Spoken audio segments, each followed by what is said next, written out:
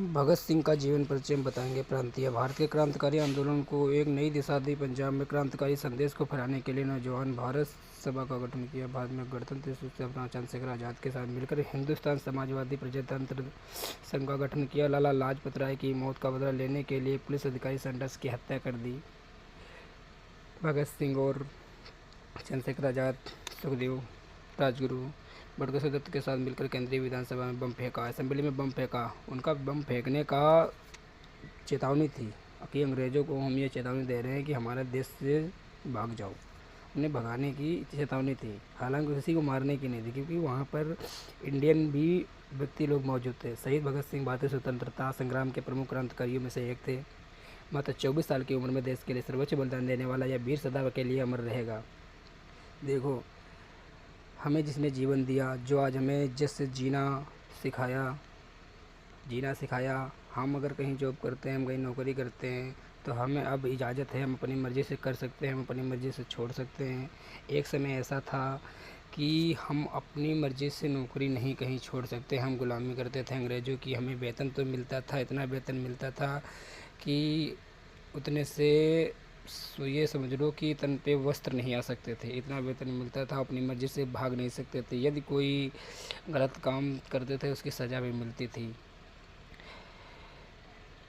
भगत सिंह को फांसी नहीं होती। एक बार एक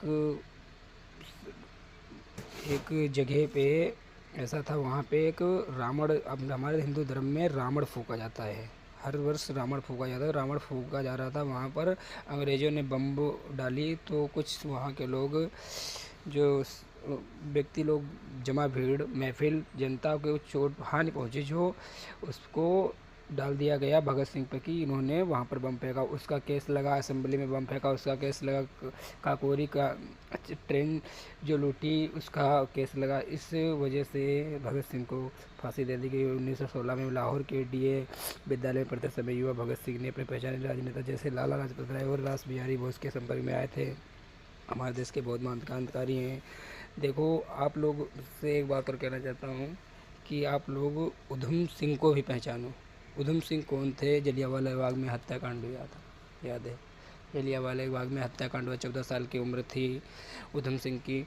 उधम सिंह उसी दिन से सोच लिए थे। जनरल डायर ने गोली चलवाई थी, 79 लोगों को, कम से कम 2000 व्यक्तियों पर गोली चलवाई थी। कम से कम 800 व्यक्ति जान से मर गए थे, बाकी व्यक्ति घायल हुए थे। तो उन्होंने यह सोचा कि हम अब बदला लेंगे, अंग्रेज़ों से बदला लेंगे, जनरल डायर को मार कर ही रहेंगे। उन्होंने बहुत कष्ट किए, सच बताएं कितने कष्ट किए। उन्होंने ट्रेनों में जाके चना बेचे, सिर्फ एक पिस्तौल लेने के लिए, एक बंदूक लेने के लिए उन्होंने कमाया। चना बेचे, होटल पर रहे, होटल पर उन्होंने पानी आनी का काम किया। पानी आनी पिलाने लगे तो उसका कुछ पैसा मिलता था। उन्होंने कुछ रुपये इकट्ठा किए, उस ज़माने में जितने की बंदूक मिलती हो कितने पर पैसे इकट्ठे किए, बंदूक खरीदी। और जनरल डायर की वहाँ पर पूजा हो रही थी, अर्चना हो रही थी। उनका एक सभा में मंदिर में बैठे थे। उधम सिंह गए वहीं पर, किसी को न देखा न किसी को सुना, जाके सीधे सीने पर गोली मार दी। उसके बाद में उनके सैनिकों ने उधम सिंह को गोली मार दी। उन्होंने अपना बदला ले लिया।